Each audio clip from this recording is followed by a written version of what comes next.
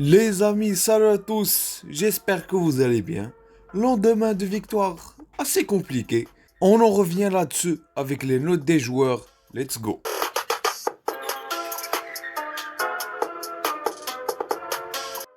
Juste avant de commencer les amis, j'aimerais juste rappeler aux personnes qui regardent mes vidéos sans être abonnés à vous abonner et activer la petite cloche et un petit like aussi, ça soutient énormément la chaîne. Et nous on commence directement avec les notes des joueurs et on commence bien sûr par Marc-André Ter Stegen. Pour les personnes qui regardent pour la première fois ce type de vidéo, je vous affiche à l'écran le barème à droite. Donc voilà, il y a presque tous les adjectifs pour essayer de qualifier les matchs que nous ont sortis les joueurs. Et vous verrez toute la panoplie dans cette vidéo, j'espère. Donc voilà, je pense que vous avez compris, c'est assez simple. Et nous on enchaîne avec le Mats. Franchement les amis, il a fait un bon match, voire même un très bon match en comptant les parades décisives dans les 30 dernières minutes où là on subissait. Donc Ter Stegen, sans vous mentir les gars, vous connaissez ici on parle sans langue de bois, on n'a pas de chouchou. Bref, même si on a des chouchous, on les juge à juste titre. Donc on n'est pas en train de se voiler la face. Et sincèrement Ter Stegen, je lui donne un 8 sur 10 parce que, je m'explique, à part sur une, deux relances, ou bien sur la sortie du but de Iñaki Williams, le but qui a été refusé, c'est vrai, on est totalement d'accord. Je pense qu'il devait sortir beaucoup plus tôt. Il n'est pas sorti, il hésitait. Bref, vous connaissez Ter Stegen quand il commence à faire des folies, hésiter et tout. Donc, mais à part ça, je vous rappelle toutes ces parades décisives, même la parade le tir de Bilbao, là où il y avait hors-jeu, avant le but refusé il te sort la parade même s'il y a hors-jeu. Donc, franchement, Ter Stegen, je lui donne un 8 sur 10 et je pense que c'est très très mérité. Et on continue, on enchaîne avec notre latéral droit, Serge Robert, qui vient de renouveler pour un an de plus. On va pas prendre ça en compte pour essayer de le juger un petit peu à juste titre, comme je dis. Donc, hier, les amis, Sergio Roberto. Je pense qu'il a été moyen parce que sa première mi-temps, bien sûr, je m'explique, je vais pas dire qu'il a été moyen juste comme ça.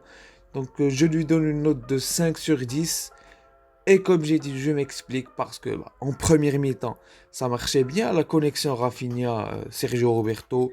Comme je vous ai dit pendant l'avant-match que Sergio Roberto aime beaucoup rentrer vers l'intérieur. Et s'il y a un latéral droit qui dédouble pour apporter le surnombre et pour aider Rafinha à ne plus se retrouver en 2v2, en 2 contre 1 plutôt. Donc je disais que ça pouvait vraiment aider Rafinha et c'est ce qu'il faisait à Leeds. Donc force est de constater les amis que ça a marché, en première mi-temps surtout. On le trouvait surtout en tant qu'homme libre, pardon. Donc il nous aidait vraiment dans les sorties de balles. Mais je lui donne un 5 sur 10. Allez les gars, on va être gentil avec lui. On lui donne un 5,5. Parce que en seconde mi-temps, est-ce que vous avez vu Sergio Roberto en deuxième mi-temps? La réponse, je pense que c'est non. Donc voilà. Et en plus, j'ai oublié les gars. Je lui donne un 5 sur 10 aussi parce que en première mi-temps, je vous rappelle son centre pour Rafinha qui loupe de justesse le ballon et Ferran Torres qui fait sa reprise de volée en une touche. Malheureusement, c'était raté, mais c'était bien joué de la part de Sergio Roberto. Et c'était typiquement une action où Rafinha rentrait vers l'intérieur et où Sergio Roberto dédoublait. Donc voilà, pour les personnes qui regardent pas mes avant-matchs, eh ben, n'hésitez pas à les regarder. Donc voilà. Et les amis, nous, on va enchaîner avec le défenseur central droit. Sur ce match, c'était Jules Koundé. Pour être sincère, les gars, Jules Koundé, il a été bon, je pense. Entre le satisfaisant et le bon, donc je lui donne un 6,5 sur 10. Pourquoi? Eh ben parce que sur quelques situations, ça n'a pas l'air extrêmement grave, mais sur quelques situations, ça a été compliqué la compréhension entre lui et Ter Stegen. Mais franchement, les gars, je vais pas lui en vouloir parce que on le trimballe à gauche, à droite. Mais hier, il a bien tenu Iñaki Williams quand il était de son côté. Il nous aidait vraiment à sortir les ballons, tout comme Christensen. Donc, je pense que je vais donner la même note. Pour les mêmes arguments aussi pour Christensen. Donc 6,5 pour Christensen et pour Jules Koundé. Donc je pense que c'est mérité. Si vous n'êtes pas d'accord avec moi, dites-le moi en commentaire, on en parlera avec plaisir. Ou sinon, en description, vous avez mon Twitter, mon Instagram, on pourra en parler sans problème. Et on enchaîne avec le latéral gauche qui était Alejandro Balde. Les gars, je pense qu'il s'est totalement imposé en tant que latéral gauche titulaire du Barça. Coup derrière la tête pour les anti-Xavi ou bien les pro-Koeman. Je comprends vraiment pas, les gars. On est vraiment la seule communauté à aduler un coach qui a fait 1 an en tant que coach dans le club. Oui, en tant que joueur, c'était une légende du club et c'est une légende du club. Il a ramené la première Ligue des Champions en 92 avec son coup franc. Mais les gars, en tant que coach, on en fait des caisses alors qu'il ne mérite vraiment rien en tant que coach du Barça. À part Bref, les gars, on est en train de s'égarer. On va pas parler de Coman sur une vidéo note des joueurs. Mais tout ça pour dire que Alejandro Balde, hier, il a été bon. Je pense qu'il a été bon. Entre le satisfaisant et le bon. Mais j'aimerais bien lui donner un 7 sur 10, lui. Parce que lui aussi, il était intéressant sur les sorties de balles. Et chose qu'il ne faisait pas clairement sur ces derniers matchs-là. Et je le disais tout le temps dans mes débriefs et quand je faisais une vidéo note des joueurs.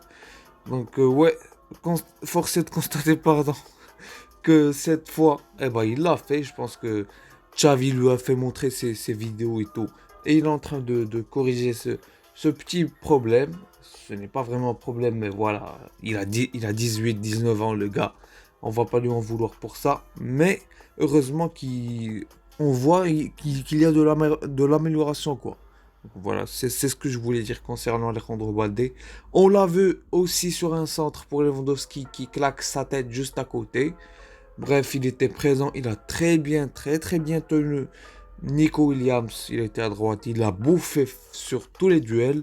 Donc je lui donne un 7 sur 10 et donc il a été bon. On continue directement avec le milieu de terrain et on commence par la pointe basse qui était Busquets. Bien sûr, hier c'était un milieu de terrain à 3. Donc Busquets, franchement hier, il n'a pas été incroyable les gars, je pense qu'on va être d'accord sur ça.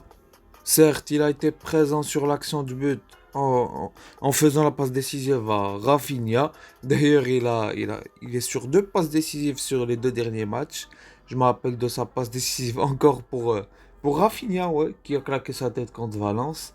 Donc Busquets, sur la première mi-temps, il a été bon, voire très bon. Mais sur la deuxième mi-temps, il a commencé à être fatigué, il ratait des passes. Ça devenait vraiment compliqué. À un moment donné, il y avait Frenkie de Jong qui était juste à côté de lui et il donne le ballon aux joueurs de l'Athletic Bilbao. Donc, ça devenait vraiment compliqué, même s'ils ont eu une semaine de repos. Bref, on va pas épiloguer là-dessus. La semaine prochaine, on va jouer le Real Madrid à domicile. Donc, Busquets, j'espère vraiment qu'il sera au top de sa forme tout comme les autres joueurs. Mais bref, c'est pas notre sujet, on en parlera dans l'avant-match. Donc Busquets, les gars, je lui donne un 5,5 sur 10 entre le moyen et le satisfaisant. Et pour dire que sa passe décisive l'a vraiment sauvé parce que je lui aurais donné un 4,5 voire un 5 si j'étais gentil. Donc voilà. Et on enchaîne les amis avec Pablo Gaviria. Gavi, les gars, hier, je vous ai montré l'extrait sur le débrief, ouais. Là où il met sa tête alors que le joueur de Bilbao, il met son pied. Donc c'est clairement un joueur qui aime le Barça plus que tôt. Parce que les gars, ceux qui montrent sur le terrain, niveau agressivité, intensité et tout, oui c'est vrai, on n'attend pas de lui qu'il nous fasse du Arturo Vidal. Mais il le fait. Et en plus, avec la présence de Gavi, de Pedri, pardon, il fait du Arturo Vidal, Prime, et il nous fait aussi du Gavi. Malheureusement, force est de constater qu'avec l'absence de Pedri, toute l'équipe en devient orpheline. Donc, je vais pas vraiment le juger quand Pedri n'est pas là, parce que niveau créativité, ça devient compliqué, même si c'est un numéro 10, voire milieu offensif de formation, Gavi, donc avec les juvéniles A, pardon, du Barça. Bah, c'était un joueur offensif, c'était un 10, un milieu offensif, il statait beaucoup. Donc, j'attends un peu plus de créativité de sa part, mais on va pas trop forcer là-dessus parce qu'il a 18 ans, le gars. Et oui, il a 18 ans et on oublie ça. Pas tout le monde n'est Pedri, pas tout le monde n'est Moussiala ou je sais pas quoi. Gavi, bah c'est déjà actuellement à ce moment, c'est un joueur totalement hors norme. Je pense qu'on va être d'accord là-dessus. Et j'espère vraiment qu'il va continuer à progresser. Et tout ça pour dire, les gars, franchement, je lui donne un 5,5 sur 10 lui aussi, parce qu'il peut faire vraiment beaucoup, beaucoup mieux, surtout techniquement et au niveau de la créativité. Mais comme j'ai dit, ce qu'il montre actuellement, et quand il est avec Pedri, c'est bien meilleur niveau créativité et tout. En plus, comme j'ai dit, les gars, je suis désolé, je suis en train de me répéter, mais ça me tenait vraiment à cœur de parler de Gavi. Donc, tout ça pour dire qu'il a 18 ans. Avec Pedri, c'est pas le même que sans Pedri. Donc, on va lui donner le temps. Et on passe directement à l'autre milieu de terrain qui était Frenkie de Jong. Franchement, les gars, l'un des meilleurs joueurs hier soir. Niveau pressing, combativité, pardon, et défense, bref, il était partout. En plus, il nous aide à sortir les ballons. Donc franchement, les gars, je lui donne un 7 sur 10. Il a été bon. Deuxième meilleur joueur du match avec, bien sûr, Ter Stegen, qui, je pense, a été au-dessus. Et avec Rafinha aussi. Donc franchement, 7 sur 10, et je pense que c'est mérité pour Frenkie de Jong. Je vais pas trop m'attarder là-dessus, ces derniers matchs-là. Ce qui nous montre, niveau régularité et continuité, c'est incroyable. D'ailleurs, Xavi l'a dit. Il a dit que Frenkie de Jong, ah bah, il a totalement tout compris. Et là, les gars, on se souvient quand au début de saison, quand on jouait en 4-3-3, donc milieu à 3, et il mettait Gavi devant Frenkie. On était en train de crier et tout. Mais là, les gars, force est de constater que Xavi nous a tous fait mentir. Ou plutôt tous ceux qui le décriaient par rapport à ce choix. Donc, ouais, Frenkie de Jong progresse. Ouais, même s'il a 24-25 ans, il est en train de progresser. Il est en train de progresser en termes de régularité, en termes de niveau. Il devient vraiment régulier et constant. Et en plus très bon. Donc, au plaisir des supporters et des joueurs et de l'entraîneur du Barça d'avoir un tel Frenkie de Jong, parce que c'est un joueur total. Donc voilà, concernant Frenkie, les gars. Et on enchaîne avec notre ailier gauche d'hier soir qui était Ferran Torres. Franchement, les gars, Ferran Torres, comme j'ai dit pendant le débrief, durant la première mi-temps, c'était assez compliqué. Il ne savait pas où se placer, il se marchait dessus avec Alejandro Balde. D'ailleurs, je sais pas, mais Omar Da Fonseca l'avait dit. Je sais pas si c'était ça, mais je le crois vraiment aussi. Euh, à un moment donné, il y avait Alejandro Balde qui avait pris le couloir gauche. Donc ça, c'est logique. On sait que Xavi lui demande de faire ça. Lewandowski était dans l'axe. Et Ferran Torres, il faisait le même appel que Alejandro Balde. Lewandowski était en train de lui dire fais l'appel en intérieur. Et t'avais Ferran Torres qui comprenait presque rien. Et c'était presque la même situation pendant toute la première mi-temps. Et comme je l'ai dit dans le débrief, en seconde mi-temps, on a vu que Xavi avait réglé ça. Donc, ouais, il n'a pas été incroyable hier soir. Il n'a pas été vraiment fou. Donc je lui donne, les gars, franchement, une note vraiment totalement méritée, je pense, et honnête. Je lui donne un 4, donc insuffisant. Bah, tout simplement, au sens littéraire du terme et du mot. Donc il a été insuffisant. Et c'est un rendement insuffisant d'un joueur titulaire du Barça. Je pense qu'on va être tous d'accord là-dessus. Sinon, je comprends plus rien. Donc voilà les gars, concernant la note de Ferran Torres. Et on enchaîne avec Rafinha. Donc les gars, Rafinha, il a été bon hier soir. L'un de ses meilleurs matchs hier soir. Je pense que vous allez être d'accord avec moi. Pour la note, les gars, franchement, avant de le noter, les gars, il a été bon niveau dribble. D'ailleurs, j'étais étonné que certains dribbles passaient D'ailleurs, lui-même sur une action, je pense qu'il a rien compris. Il a pas compris pourquoi le ballon il est passé. Il est habitué à vraiment pas passer en 1v1. Et quand il passe, bah, c'est un événement, il est choqué. Donc, on a retrouvé le vrai Rafinha brésilien hier soir. Il a été vraiment bon. Donc, franchement, les gars, je lui donne roulement de tambour. Je lui donne un 8 sur 10. Donc, très bon. Je pense que hier soir, les gars, il a été très bon. Je pense que vous allez être d'accord avec moi. Donc, ouais, je pense que c'est totalement mérité pour lui.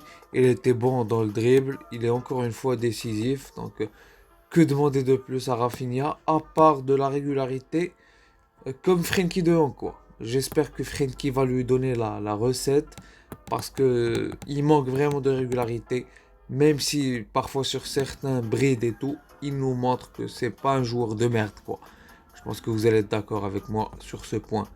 Et avant de finir, les gars, on passe pour noter Robert Lewandowski qui revient d'une semaine sans jouer, voire un petit peu plus. Bref, je me rappelle pas vraiment. Donc Lewandowski, les gars, je pense qu'on va être d'accord à peu près tous sur la note que je vais lui donner. Donc je lui donne un 5,5 sur 10 entre le moyen et le satisfaisant. La première mi-temps, c'était pas mal. La deuxième mi-temps, il y avait vraiment beaucoup de mieux. Mais ce qu'on attend vraiment, les gars, de Lewandowski, et je vous le dis tout le temps pour les personnes qui regardent mes vidéos, ils vont se souvenir de ça parce que je le dis tout le temps. Lewandowski, les gars, c'est un numéro 9 tueur et on l'a ramené pour tuer les matchs, chose qui nous manquait après le départ de Messi. Donc ouais, Lewandowski, je lui donne un 5,5 entre le moyen et le satisfaisant. Certes, il y avait du mieux dans le niveau technique et dans le jeu de pivot. Il était vraiment très bon. Il nous aidait vraiment à sortir les ballons. Et ça s'est clairement remarqué contre le Real Madrid. On n'arrivait pas à sortir les ballons durant le match de Copa del Rey. Donc, ouais, j'attends plus dans la finition de la part de Lewandowski. Je ne vais pas lui tomber dessus parce qu'on connaît tous son niveau. Donc voilà. Je pense que c'est tout les gars. Si vous avez aimé la vidéo, n'hésitez pas à mettre un petit like, un commentaire et à vous abonner. Ça soutient énormément la chaîne et ça fait vraiment plaisir. Si vous n'êtes pas d'accord avec moi sur une note, voire deux, trois notes, voire même toutes les notes, dites-le moi en commentaire, comme je vous l'ai dit, ou bien sur Twitter, ou bien sur Instagram, vous avez tout dans la description. On en débattra avec plaisir. Et moi je vous dis ciao, à la prochaine vidéo et à plus.